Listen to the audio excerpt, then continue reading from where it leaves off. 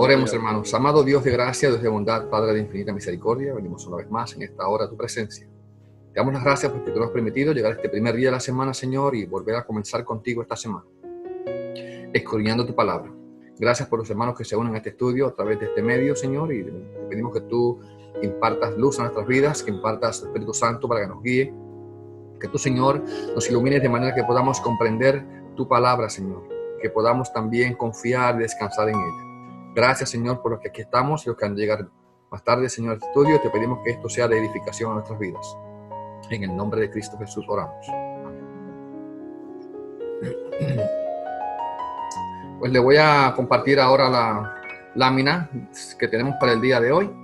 Este estudio, el cual estamos continuando, un estudio que tiene que ver con la confesión de fe de Westminster, este libro que estamos siguiendo, el cual resume grandes doctrinas de la Biblia, en las cuales pues nosotros como cristianos creyentes en la palabra de Dios y unidos a muchos cristianos en la historia que también han sostenido todo este tipo de enseñanza y de visión bíblica, pues nos unimos a ellos para aprender. Y el propósito principal de este estudio es el dar la gloria a Dios, darle la alabanza al Señor, reconocerle como nuestro Rey soberano sobre todas las cosas. Así que esto sirva para que nuestra alabanza y oración sea aún mayor hacia Dios. Hoy tenemos este próximo estudio, que es el capítulo 5 de la Confesión de Fe, y es de la providencia. Ya hemos hablado de otros temas, hablamos de lo que es las Escrituras, hablamos también de Dios, hablamos de la creación, hablamos de los decretos de Dios, después hablamos de la creación de Dios y ahora estamos hablando en el capítulo 5 de la providencia. Y esto pues ahí vamos llegando al final de la primera sección de esta confesión, la cual tiene que ver con todo lo que es Dios. La primera parte de estas doctrinas tiene que ver con todo lo que es Dios. Todas esas primeras enseñanzas tienen que ver con Dios mismo. Y luego continuaremos con las demás. Así que hoy tenemos ante nosotros el capítulo 5 de la providencia divina. Antes que yo comience, quisiera hacer una pregunta. ¿Qué entienden ustedes por la palabra providencia? Alguien que me diga qué puede entender por eso. El gobierno de Dios. El gobierno de Dios. Así es. Esta palabra tiene una palabra aquí dentro, videncia, ¿verdad? Vidente. Ustedes han oído hablar acerca de alguien que es un vidente. ¿Qué es un vidente? El que el que adivina como el futuro, el que se supone que está viendo cosas para el futuro. Exacto, ¿verdad? Ese es como sería un profeta quizás, ¿no? Un vidente, alguien que ve el futuro. Y aquí vemos entonces la palabra sería algo que se ve desde antemano. Y es lo que vamos a estar estudiando hoy. En otras palabras, aunque la palabra significa eso, providencia es proveer. Usted, esa palabra sí la usamos, ¿verdad? Proveer. Si ahora usted envía a su hijo a la escuela, pues le da una bolsita con su almuerzo para que se lo coma cuando llegue a la escuela. El almuerzo está proveyendo, está viendo que a las 12 el muchachito le va a dar almuerzo y quizás a las 10 tiene una merienda a las 10 de la mañana, si le tira una manzanita, una banana o algo, porque está viendo que a las 10 le va a dar hambre, a las 12 le va a dar hambre otra vez y le está proveyendo algo que le hace falta. Así que nosotros al nivel humano, a nivel terrenal, nosotros también actuamos de una manera semejante a Dios y otra vez eso tiene que ver con que Dios pues, nos ha dotado a nosotros con ciertos atributos decimos comunicables, hasta cierto sentido limitados, pero estamos ahí y hacemos lo mismo. Nosotros proveemos, ¿verdad? Para el futuro, así que, y las cosas para que se lleven, y las organizamos de manera que se lleven a cabo. Estamos leyendo entonces esta declaración y la voy a leer y dice así. Dios, el gran creador de todo, sostiene, dirige, dispone y gobierna a todas las criaturas, acciones y cosas, desde la más grande hasta la más pequeña, por su sabia y santa providencia, conforme a su presencia infalible y el libre e inmutable consejo de su voluntad, para la alabanza de la gloria de su sabiduría, poder, justicia, bondad y misericordia. Y ahí pues tenemos las citas bíblicas que vamos a estar discutiendo y hablando sobre este tema. ¿Qué aprendemos nosotros o qué nos enseña esta sección de la confesión? Bueno, ya vemos que fue resumida la idea de la providencia. Aquí la vemos en resumen, y cada uno de estos puntos son textos bíblicos que se han tomado de la Biblia. Aquí los vemos aquí abajo, la lista de textos que se usan para justificar y respaldar esta enseñanza. Entonces, ¿qué nos está enseñando esto? Primeramente vemos que Dios, quien creó todo lo que existe, también lo sostiene en su existencia. Número 2, que Él ejerce control absoluto sobre ello. Número 3, que su control existe sobre toda criatura y sus acciones y también sobre los eventos en este mundo natural. Número 4, que su control absoluto afecta la ejecución del plan fijo de Dios. Número 5, que todo esto tiene como su fin la manifestación de la gloria de Dios. Así que vamos a ver esto en detalle, pero antes yo quisiera proveerles a ustedes con una definición, porque cuando hablamos de soberanía y hablamos de providencia, como que ambas cosas a veces nos parecen muy parecidas. Y aquí vemos, en este caso, por ejemplo, vamos aquí así. La definición para soberanía sería entonces esta que dice aquí. La soberanía de Dios es su derecho y su poder para hacer todo lo que decida hacer. Esa es una definición que nos da el pastor John Piper. Así que ahí vemos lo que es soberanía. Es el derecho de Dios y el poder de Dios para hacer todo lo que Él decida que quiere hacer. Cuando hablamos de providencia, entonces vemos aquí absolutamente todo lo que hay que hacer para lograr sus propósitos, Dios se encarga de que suceda. Y aquí interesante, creo que veamos que la palabra propósito está ahí. Dios no hace nada sin un propósito. No sé, es decir, a lo loco, por antojo, porque sí, no, ¿entiende? No sé cuántos se acuerdan ustedes de la historia de Job.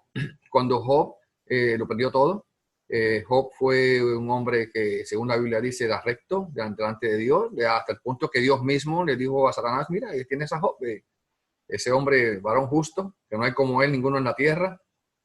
Y Satanás acusó a Job de, bueno, claro que te sirve, claro que te busca, porque es que tú le das todo lo que le hace falta. Y cuando esto sucede, Dios le dijo a Satanás, bueno, quítale todo lo que él tiene y verás si es verdad lo que tú dices. Entonces, cuando Job pierde todo, la palabra que usó Job para hablar acerca de Dios, él dijo que Dios, la gloria a Dios, y dice que no acusó a Dios de despropósito alguno. ¿Te das cuenta? Que Dios todo lo hace con un propósito que muchas veces no podamos entender, pero que ciertamente Dios todo lo hace con una razón y un propósito. De la confesión que hemos leído, se excluyen dos errores, ¿ok? Los errores son los siguientes. Esta confesión, primeramente, el error que enseña que las cosas suceden al azar, ¿ok? No suceden porque sí, porque suceden. Y este error es un error que es común a veces en muchas personas y a veces cristianos también, que las cosas simplemente suceden. Y el segundo error que enseña que las cosas suceden por una necesidad ciega mecánica, es decir, por el destino. Así que no estamos hablando de un destino sin propósito, sin razón. Así que estos dos errores son rechazados rotundamente por nuestra declaración. No estamos diciendo ni que las cosas suceden porque suceden a lo loco y al azar, y tampoco que hay un destino ciego que dirige todas las cosas. Pastor, uno puede decir que Dios ya le tiene su destino a uno desde antes de nacer. ¿Podemos decir eso, declarado en la palabra de Dios? Gracias. La creencia que los eventos simplemente suceden sin ninguna relación segura y necesaria con Dios o con otras cosas bajo su control. Aquellos que dicen que las cosas simplemente pasan porque pasan porque sí. Y aún las personas, fíjate, aún las personas que son no creyentes, de la manera que nosotros lo somos, yo he escuchado que dicen, bueno, las cosas suceden por algo. ¿Ves? Entonces, ese es el otro punto de vista.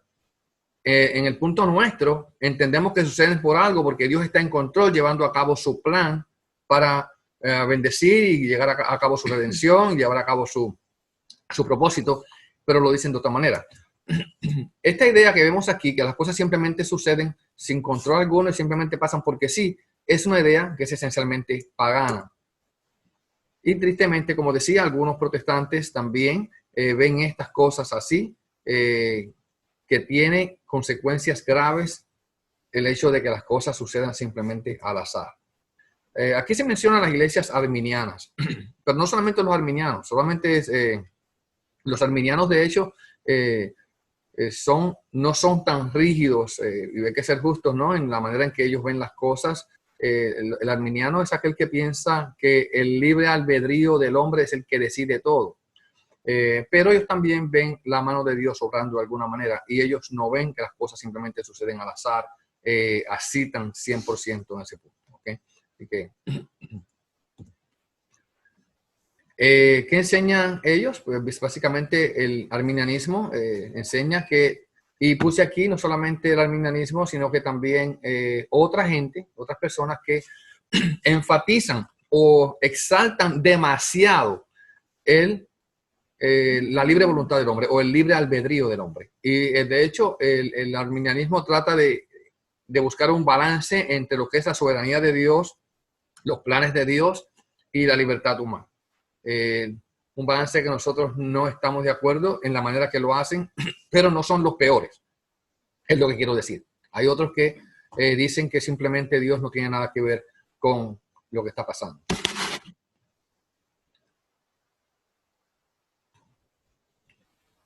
Dice, no hay ninguna razón necesaria por el cual un individuo particular rehúsa o acepta el evangelio. Por ejemplo, cuando una persona se convierte, y este es un punto de vista que algunos sostienen, y es el siguiente, que bueno, alguien se convirtió al evangelio, recibió el mensaje, ¿a qué se debió? No hay razón alguna. Porque desde este punto de vista, Dios está tratando por igual a todo el mundo y le da la misma cantidad de gracia, la misma cantidad de misericordia, la misma cantidad de entendimiento y pone, es decir, la carga o el peso de la decisión sobre el hombre. Y la voluntad del hombre está balanceada entre dos posibilidades iguales. Es decir, el hombre, desde el punto de vista de estas personas, y yo le diría mejor libre albedristas, es que el futuro de ellos está balanceado 50% y 50% entre ir al cielo o ir al infierno. Entonces es como el hombre está en el medio y él es quien decide. Y claro, quiero aclarar que desde el punto de vista humano parece ser así. ¿Se da cuenta? Porque la experiencia humana nos explica a nosotros que, bueno, alguien tiene que decidir y nosotros no dejamos de predicar y de hablar a las personas para que ellos decidan, porque tiene que haber una decisión de parte del ser humano. Ahora, lo que nosotros estamos en desacuerdo es que el ser humano es un ser neutral, que está allí y simplemente puede decidir hacia un lado o hacia el otro. 50% voy hacia el cielo y 50% hacia el infierno. Entonces el hombre en algún momento decide para dónde va. Ellos dicen que Dios no hace ninguna determinación, sino que deja esto al criterio de cada individuo para que él o ella por sí mismo sea salvo o no. De manera que en algunos casos simplemente sucede que Cristo es aceptado, mientras en otros, y yo a veces pongo, será la mayoría de los casos, Cristo es rechazado. Mire esto, y este es un punto que, aunque a veces nos parece que puede ser cierto, si lo ponemos a analizar un poco, lo que estamos diciendo es que cuando la gente deciden que van a aceptar a Cristo, desde este punto de vista, lo están aceptando por casualidad. Es decir, la gente se salva por casualidad, porque sucedió que así pasó. No es porque Dios hizo la diferencia, sino que dio la casualidad que creyó.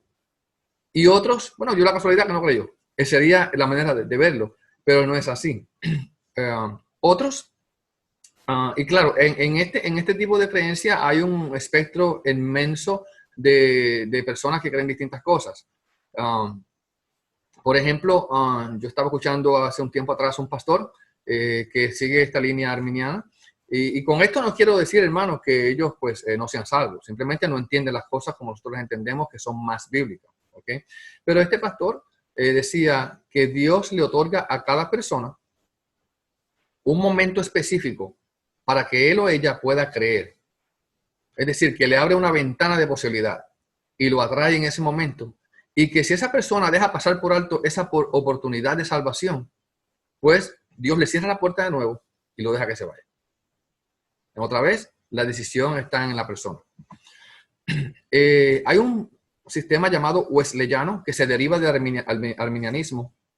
Y Jacobo Arminio fue uno de los que en los años 1500 se opuso a la visión de que Dios controla todas las cosas y que Dios tiene todo predestinado, y desarrolló un plan el cual él pensaba que era más equitativo y más justo en cuanto a Dios.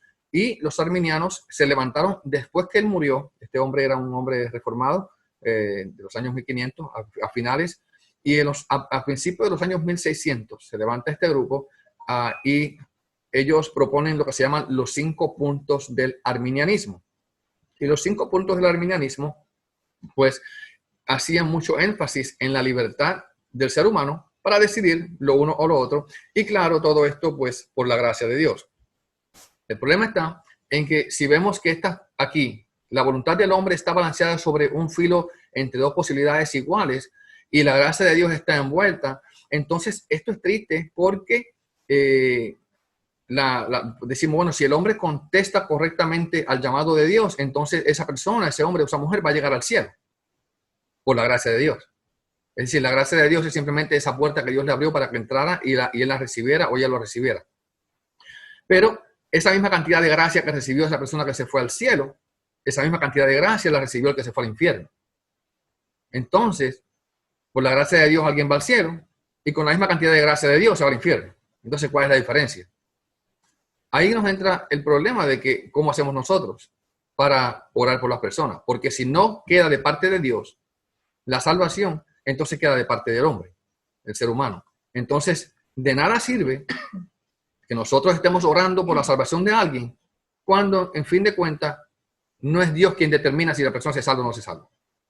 ¿Ve dónde llega eso?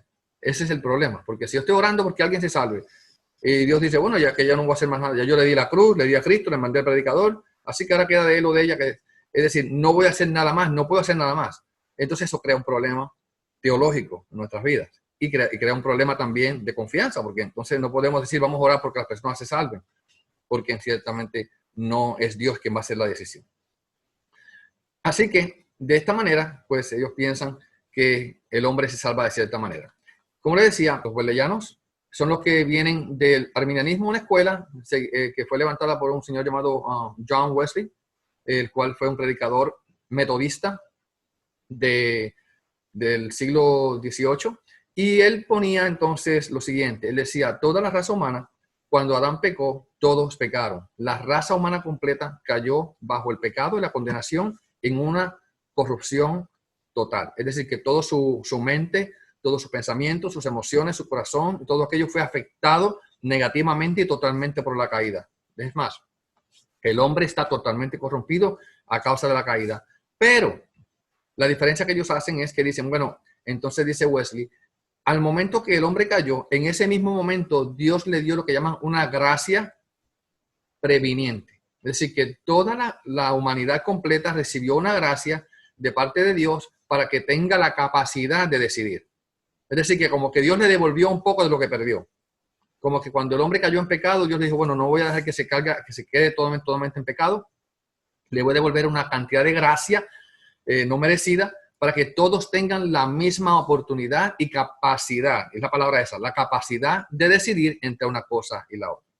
Muchos de los versos que se usan para sostener esta idea es lo que en el Antiguo Testamento se presenta como la opción. Dios le da al hombre y le dice, pongo delante de ti la vida y la muerte. Escoge a quién vas a seguir. ¿Ve? Eso se encuentra tanto en Deuteronomio 28, 29, también lo vemos en Josué 24, dentro frente a ustedes está la vida, está la muerte, ustedes escojan.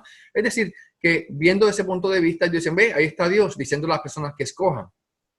El punto triste es, el asunto es que Dios rechazó a Israel y lo tuvo que castigar. ¿Por qué razón? Porque nunca escogieron lo correcto. Y los que escogieron lo correcto, dice la Biblia en el libro de Romanos capítulo 11, que fue por la gracia de Dios. Los que, ¿te acuerdas de aquellos 7,000 que no doblaron sus rodillas a Baal en el tiempo de Acab? Y cuando Elías se fue corriendo después que mataron a los profetas y se fue oyendo, dijo, Dios mío, a todos tus profetas han matado, solamente he quedado yo.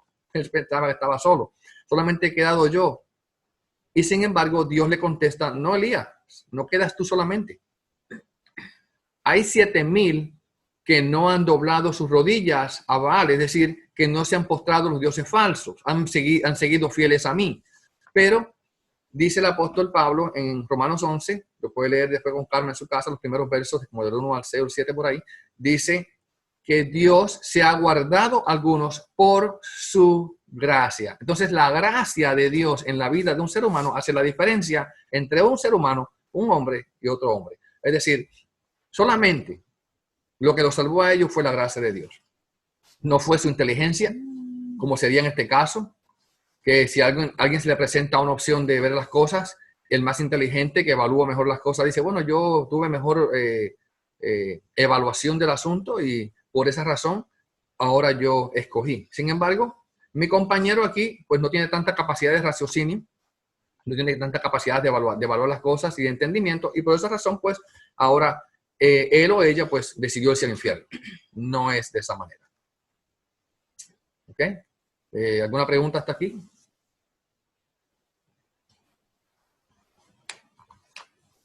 Bueno, seguimos. Entonces, la confesión reformada nos enseña que nada simplemente sucede, ni siquiera en el caso de la ejecución de la voluntad del hombre. Tenemos este texto que en Proverbios 21, uno dice, como los repartimientos de las aguas, así está el corazón del rey en la mano de Jehová. Es decir, Dios tiene la decisión de un hombre bien inteligente, ¿verdad? Normalmente se considera que el rey está educado, preparado para ese cargo. Una persona que en muchas civilizaciones desde pequeño se va preparando en distintas áreas de conocimiento para cuando llegue a su reinado, pues el monarca pueda decidir correctamente. Sin embargo, aquí vemos que los repartimientos, como en los repartimientos de las aguas, está el corazón del rey en la mano de Jehová. Eso es lo que dice la Biblia, pero mira lo que sigue diciendo. A todo lo que quiere, lo inclina. Así que Dios dirige el corazón del rey, el corazón del que está arriba dirigiendo la nación como Él quiere que sea dirigido. Otra vez, si esto es cierto, entonces no puede suceder nada al azar. Volvemos otra vez, Proverbios 19:21. Muchos pensamientos hay en el corazón del hombre, mas el consejo de Jehová permanecerá. Es decir, sí es cierto que las personas tienen su punto de vista, tienen su forma de pensar, tienen sus planes, pero Dios es el que va siempre a prevalecer, va a permanecer sobre todas las cosas, porque el consejo de Dios es el que va a regir lo que sucederá. Entonces, por ejemplo, sí. Como por ejemplo Saúl, ¿sería un ejemplo? ¿Saúl el que era rey de Israel? Sí, que Dios después le mandó un espíritu malo cuando ya no quiso, o sea, Saúl se portó mal, no hizo lo que él quería, entonces ahí le mandó un espíritu malo para poder ungir a David. ¿Sería algo así? Así es. De hecho, esto no quita también que Dios, como vimos anteriormente en los decretos de Dios, que Dios utiliza causas secundarias para dirigir el mundo. Y aún Dios nos pone a nosotros lo que es su ley, sus mandamientos. Y tampoco esto quita que todo esto que estamos viendo tome lugar, como por ejemplo los mandamientos de Dios. Y en el caso de Saúl, lo que pasó básicamente fue lo mismo. Saúl no tenía mandamiento para hacer lo que él hizo. Sin embargo, Saúl desobedeció a Dios y por medio de su desobediencia a Dios atrajo para sí mismo el castigo y el rechazo de Dios. En cierta ocasión, David no esperó que llegase el profeta para hacer un sacrificio y él mismo dijo, no, yo voy a hacer el sacrificio, cuando al rey no le tocaba hacer el sacrificio, eso le tocaba allá a los sacerdotes. Y cuando llega el sacerdote, entonces ya se encontró que ya Saúl había hecho su sacrificio, se había adelantado, había desobedecido porque no había seguido a Dios, y como consecuencia de eso llevó la consecuencia. Dios rechazó a Saúl y levantó otro hombre, en ese caso David. Pero ciertamente ahí también vemos que se cumple la voluntad de Dios, a medida que también Dios está viendo que aquel hombre desobedeció el mandamiento que Dios le había dado. La voluntad de Dios está determinada por el carácter de Dios. Así que cuando Dios va a hacer algo, vemos, Dios no puede mentir. Son las cosas que la Biblia dice que Dios no puede hacer, es mentir. Y aquí dice, y esto está en el libro de Hebreos, capítulo 6, verso 18, por ahí, en ese contexto, lo que nos está hablando el Señor, nos está diciendo, es allí que, en realidad, Dios hizo un pacto con Abraham. Y ese es el contexto de este verso. Y cuando hizo un pacto con Abraham, le dijo que iba a bendecir toda su descendencia. Ahora, cuando Dios hace este pacto con Abraham, no es un pacto bilateral. No dice, bueno, tú vas a hacer tu parte, yo hago la mía, sino que Dios lo que hizo fue que le dijo a Abraham, bueno, voy a hacer un pacto contigo, tu descendencia, dice el capítulo 6 de Hebreos, que allí hablando Dios con él, pues lo indicó que hiciera esto. Y cuando Abraham corta unos animales y los pone en el piso, como se hacían los pactos antiguos, quizás un día le explique más con calma todo esto, pero se cortaban estos animales y los que iban a hacer el pacto tenían que ambos pasar por en medio de aquellos animales que estaban abiertos en el piso como una fila. Entonces, ¿qué sucede? Que cuando, digamos que ahora alguien, usted y yo hacemos uno de ustedes y yo hacemos un pacto y los dos pasamos por medio de estos animales picados a la mitad, lo que estamos diciendo es lo siguiente: si yo no cumplo mi parte de este pacto, que mi vida sea partida así, matado, igual que estos animales están siendo partidos. Entonces, ¿qué sucede? Que cuando se suponía que Dios hizo este pacto con Abraham, entonces no fue que Abraham caminó por entre medio de los animales junto con Dios, sino que dice la Biblia en el libro de Génesis que Abraham se quedó dormido. No pudo hacer el pacto, se quedó dormido, y mientras Abraham dormía, Dios solo, únicamente Dios, caminó por entre medio de aquellos animales que estaban partidos allí en aquella montaña. Entonces, en otras palabras, Dios hizo un juramento y Dios hizo una promesa. Y dice allí ahora bien, como Dios no miente, su promesa y su juramento no pueden cambiar. Es decir, ese es el contexto, pero lo que queremos resaltar aquí es que Dios, cuando dice que va a hacer algo, está determinado por el carácter de Dios, que es santo. Mientras el carácter del hombre sea pecaminoso y corrupto, ya que viene de parte de Adán en la caída, por generación normal, no puede hacer lo que le complace a Dios. Mira lo que dice este verso en Jeremías 13, 23. En este caso, el contexto de este pasaje nos habla acerca de un juicio que vendría sobre Judá. Y Jeremías está hablándole a la nación del sur. Ya el norte había sido esparcido, ya el norte había sido llevado cautivo por Asiria, y ahora vendría Babilonia a tomar y llevar cautivo a la nación del sur, a Judá. ¿Qué sucede? Que Dios le dice que ellos eran muy pecadores, que los va a castigar por su pecado, por su maldad, porque se están comportando mal, porque no obedecen a Dios.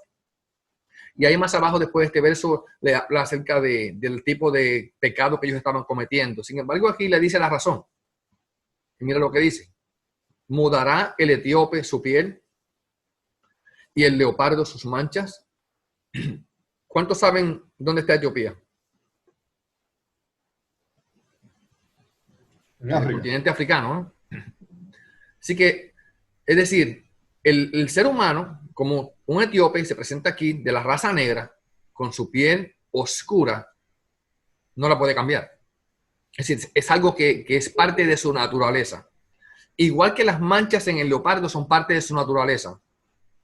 Entonces, así le dice Dios, así también ¿podréis vosotros hacer bien estando habituados a hacer el mal? En otras palabras, hacer el mal y el pecado es parte ya de la naturaleza del ser humano. Entonces, como es parte de la naturaleza del ser humano el hacer el mal, y leímos anteriormente en otros versos como en Génesis capítulo 6, que los caminos del hombre eran de continuo solamente hacia el mal. Y en el Génesis 8, que el hombre se inclina hacia lo malo desde su juventud. Entonces, ¿qué tiene que hacer Dios? Y es lo que estamos hablando nosotros, que es Dios que tiene que poner en nosotros el querer como el hacer por su buena voluntad. Filipenses 2:13.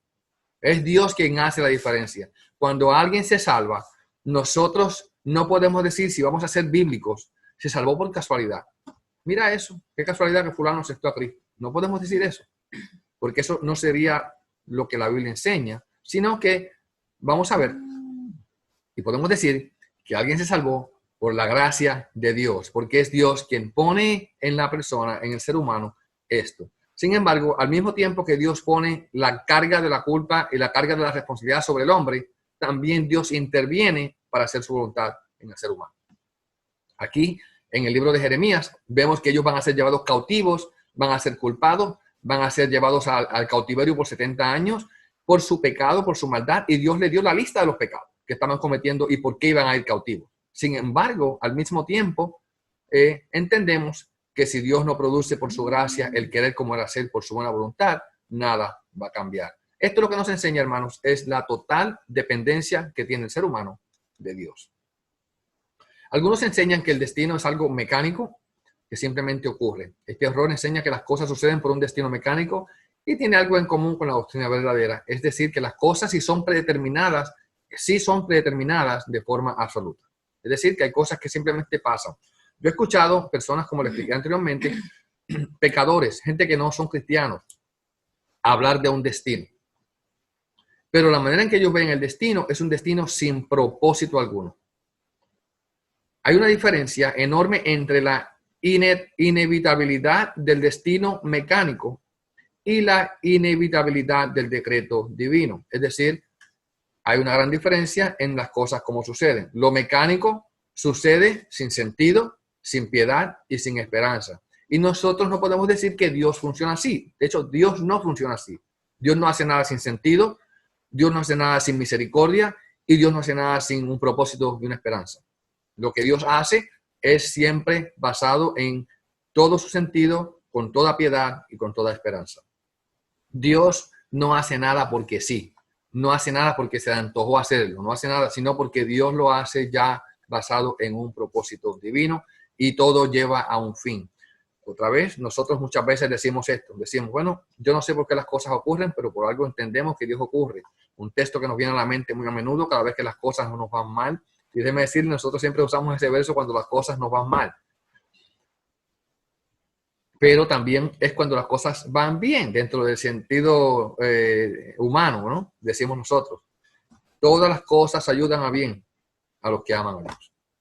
Todas las cosas ayudan a bien. Y cuando hay una catástrofe, hay algo, lo decimos. Y es cierto, ciertamente es cierto, es 100% cierto que todas las cosas ayudan a bien cuando no podemos entenderlo. Pero también las cosas ayudan a bien cuando las cosas aparentemente van bien. Sí, es que Dios está haciendo algo. Cuando se entienden y cuando no se entienden, exactamente. Pero la pregunta nuestra es la siguiente. Es una pregunta justa. ¿Cómo puede Dios controlarlo todo? Porque ciertamente nosotros no podemos entender a Dios y toda la capacidad que Dios tiene para hacer todo lo que hace. A veces porque pensamos en un Dios muy pequeño. Pensamos en un Dios como nosotros, quizás. Los caminos de Dios son un misterio a nosotros y sin duda fuera de nuestro alcance. Sin embargo, no nos es de gran ayuda recordar tales enseñanzas bíblicas como primeramente, Dios creó todo lo que existe. Y si Dios creó todo lo que existe, ¿usted se ha puesto a pensar en eso? Eso a veces lo decimos y seguimos hablando sin meditarlo bien. Pero si nos detenemos un momentito a decir que Dios creó todo lo que existe, eso es algo maravillosamente grande. Eso es algo poderosísimo. Es más, póngase a pensar, por ejemplo, en el ser humano. ¿Cómo funciona el ser humano? Estamos hablando solamente del aspecto de la anatomía del ser humano biológico. Tiene sistemas nerviosos, sistemas respiratorios, sistema digestivo, sistema cardiovascular. Es decir, todo eso está integrado dentro del ser humano, ahí metido en lo que Dios hizo, una cosa puesta encima de la otra y funciona perfectamente como debe funcionar. ¿Cómo se forma un ser humano dentro de la barriga de su madre? Y va tomando allí dentro de su vientre todas estas formas Cuando después de 9 meses de ese embarazo sale una criatura completamente ya formada, con ojos, con manos, con uñas, con pelo, todo eso. Pero eso no se queda ahí, porque también vemos entonces el aspecto espiritual de este ser.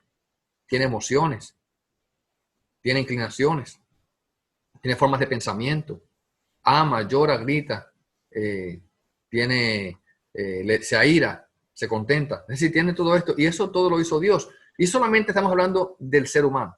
Cuando podemos ver el resto de las cosas, cómo funcionan, tenemos que estar maravillados cuando decimos que Dios todo lo creó. Número 2, tenemos que tener en mente que la presencia, esa palabra presencia significa preconocimiento. La presencia de Dios es perfecta. En otras palabras, Dios conoce todo a cabalidad. En el libro de Hechos, capítulo 15, vemos ahí una cita bíblica la cual nos habla acerca de algo que Dios hizo en el concilio de Jerusalén. Allí se reunieron todos los pastores de las distintas iglesias para tratar de resolver un problema que había dentro de la iglesia. Y vinieron de distintos lugares, pastores, ancianos y apóstoles, y se reunieron en Jerusalén para discutir si a los gentiles había que circuncidarlos o no circuncidarlos. Si era compatible con el evangelio, la circuncisión de los gentiles o no lo era. Y basado en esto, pues ellos decidieron que iban a discutir el asunto para llegar a una conclusión. Ese es lo que se conoce como el primer concilio de la iglesia.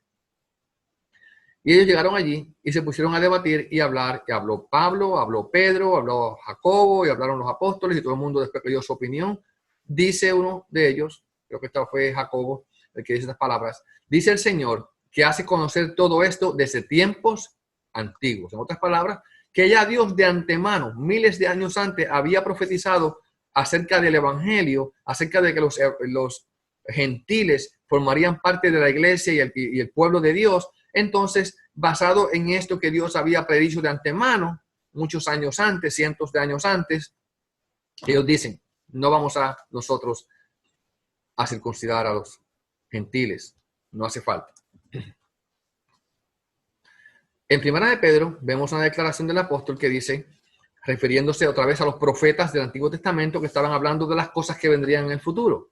A estos se les reveló que no para sí mismos, sino para nosotros administraban las cosas que ahora os son anunciadas por los que han predicado el evangelio por el Espíritu Santo enviado del cielo, cosas en las cuales anhelan mirar los ángeles. Lo que estamos viendo es que la predicación del evangelio, la predicación acerca de Jesucristo, la predicación acerca de la salvación y la reconciliación por medio de la cruz de Cristo, todo esto, aquellos profetas que estaban en el Antiguo Testamento profetizando y estaban hablando, ellos estaban, dice, escudriñando los tiempos para ver cuándo era que esto iba a tomar lugar. ¿Cuándo es que esto se iba a cumplir? Y dice más, el Espíritu de Cristo estaba en ellos, dice allí. Sin embargo, a ellos les fue revelado, ¿ves? A estos se les reveló, ¿a quiénes? ¿A quiénes son estos? A los profetas del Antiguo Testamento se les reveló que esto no era para ellos mismos. En otras palabras, esto no es algo que se va a cumplir en vuestro tiempo, en el tiempo de ellos, sino que va a ser algo para nosotros. ¿Y quiénes son nosotros? Aquí Pedro hablando de la generación que vivía después que esto llegó, después de Cristo. Nosotros, sino que a nosotros administraban las cosas que ahora os son anunciadas por los que han predicado el evangelio por el Espíritu Santo enviado del cielo. Todo esto estaba en el plan perfecto y exacto de Dios desde mucho tiempo antes. Los profetas lo hablaron, lo profetizaron, pero sabían que no era para el tiempo de ellos, sino para un tiempo futuro en el cual nosotros como cristianos ahora aquí viviendo en el sur de la Florida también tenemos el beneficio de esto.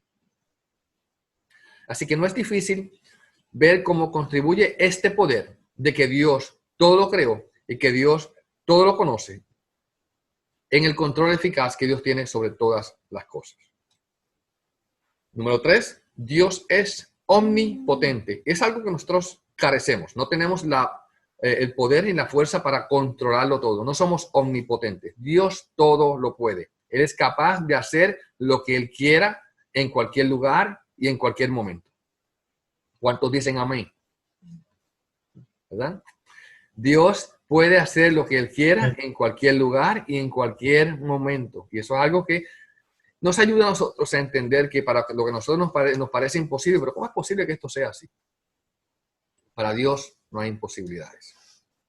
Tiene la libertad de inyectar al mundo el poder sobrenatural que cambia las condiciones existentes drásticamente. ¿Usted ha oído hablar de alguna cosa que se llama milagros? Los milagros. ¿Eso qué es un milagro? Sino una intervención divina de Dios. Dios puede hacer las cosas que Él quiera. Es decir, Él tiene toda libertad de meterse allí y cambiar las condiciones que existen de manera que Él obre algo. Y ahí vemos los milagros de Dios. Las cosas que decimos, wow, increíble que esto pasó. No puede ser. Cosas que a veces no pensábamos que iban a hacer, suceden. ¿Ok? Hablando de esto, también quiero mencionar algo importante aquí, y es que dentro de todo este plan de Dios en su providencia de controlar y llevar el mundo a lo que Él quiere, Él utiliza los medios tales como allí vimos en la lámina anterior, la predicación del Evangelio. Por ejemplo, en la lámina anterior vimos que el Evangelio es predicado a aquellas personas que van a ser salvas. Así que hace falta que un hombre o una mujer, alguien salga a evangelizar a otro. Todo eso es parte del plan de Dios. Cuando hay un milagro, a veces Dios utiliza como medio la oración. Y digo a veces porque Dios puede ser libre para trabajar en un milagro sin que nadie se lo pida y hacerlo, ¿verdad? Pero Dios muchas veces funciona por medio de la oración de nosotros. Entonces, como nuestra oración está puesta allí por Dios, para que lo hagamos, y cuando nosotros oramos, Dios obra, todo eso cabe y cae dentro de ese plan de la providencia divina de lo que Dios está haciendo. Cuando tenemos un familiar, un ser querido, un amigo, una amiga, un pariente, un vecino, alguien que queremos que se salve, y comenzamos a nosotros, número uno, a orar por esa persona. ¿Qué estamos haciendo? Confiando de que Dios puede hacer un milagro en esa persona, puede cambiar el corazón, puede transformar la vida, puede crear situaciones y condiciones para que esa persona llegue a la salvación. Pero lo hacemos también como un medio de que Dios, pues, nos ha puesto a nosotros el deseo en el corazón de orar por alguien, de interceder. Así que todo esto que nosotros estamos haciendo, cuando nos reunimos cada viernes a orar, no es algo que no tiene fruto. Dios utiliza todo eso aún en el plan que Él quiere llevar a cabo. Porque mientras nosotros oramos por el beneficio de aquellas personas que están en necesidad, o por nosotros, varias cosas suceden. Nosotros oramos por ellos y Dios hace la obra que Él va a hacer por medio de la oración que Él dijo que lo va a hacer de esta manera porque lo ha establecido así. Pero también obra en nosotros nuestra fe para que crezca nuestra fe, nuestra confianza en Dios y podamos también nosotros crecer como Dios quiere que crezcamos en la relación con Él. Así que todo esto está envuelto en lo que Dios está haciendo. Número 4, Dios es libre. Nada lo detiene de hacer toda su santa voluntad. Nada lo detiene a Él. ¿Quién puede decirle a Dios que no puede hacer lo que tiene que hacer? No nos dan conocimiento de cómo Dios controla las cosas. Le dije, no tenemos el detalle de cómo Dios lo hace, pero sabemos que la evidencia de lo que ocurre, sí sabemos que Dios es capaz de hacerlo y lo hace. Otra vez, es solamente Dios quien es libre para hacer todas estas cosas como Él quiere. Mira lo que dice aquí la palabra de Dios, y estos son unos textos muy importantes para nosotros que debemos de considerar cuidadosamente.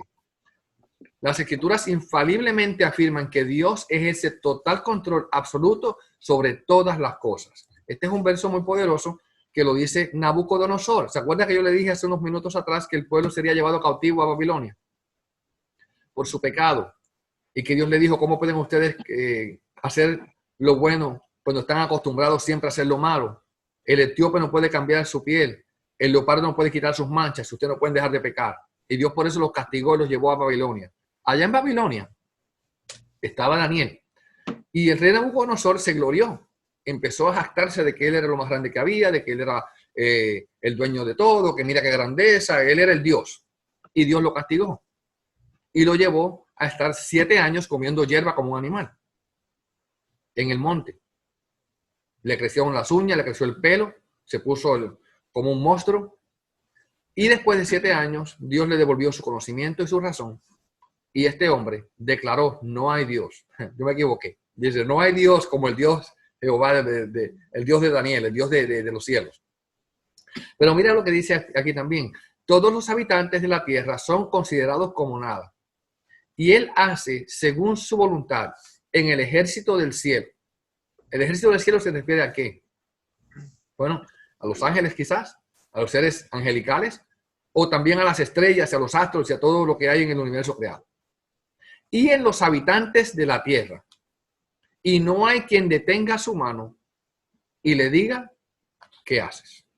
Y ese es un verso que también vemos que Pablo utiliza parafraseado en Romanos capítulo 9. Cuando alguien dice, bueno, pero ¿por qué Dios entonces hace esto o hace aquello? La pregunta que a Pablo hace es, ¿quién eres tú para que te acerques con Dios? ¿Quién eres tú para que juzgues a Dios? Dios hace lo que Él quiere. Miren lo que dice el Salmo 135:6. Jehová hace todo lo que quiere en los cielos y en la tierra, en los mares y en todos sus abismos. Dios hace lo que Él quiere en todas partes. Y Efesios 1:11, un verso que conocemos más porque está cerca de nosotros en el Nuevo Testamento y lo leemos más a menudo, nos enseña que Dios hace todo conforme al designio de su voluntad. Todas las cosas que Dios hace, las hace de acuerdo a lo que Él ha propuesto. El designio es el consejo, el decreto de su propia voluntad. En resumen, hermanos, tenemos que Dios controla el universo. Como Él lo controla, nada puede suceder al azar. Nada es coincidencia. ¿Se acuerdan de eso? Las cosas que suceden son diosidencias. Es Dios que está llevando a cabo su propósito. A veces no lo entendemos. Le voy a decir un poco más. A veces no nos gusta. A veces decimos no estoy de acuerdo. Pero sí debemos siempre decir, sea hecha tu voluntad, Señor, y no la mía. Que nos rindamos a la voluntad del Señor. Porque Dios es quien controla el universo. Nada sucede según el mero destino. Hay un dicho que dicen los americanos mucho, lo que será, será. Así lo dicen. En realidad, no es. Sí, lo que será, será solamente cuando Dios interviene para que sea, de la manera que Dios quiere que sea. Dios le bendiga. De este punto, recuerden, no sé si algunos tienen alguna pregunta que hacer sobre este tema, quieran que la compartamos, pero ahí vemos la manera en que Dios gobierna. Y esta es la primera parte. La semana que viene, mediante, entraremos en la segunda parte de este capítulo, pero vemos la manera en que Dios gobierna su creación, la manera en que Dios gobierna todas las cosas.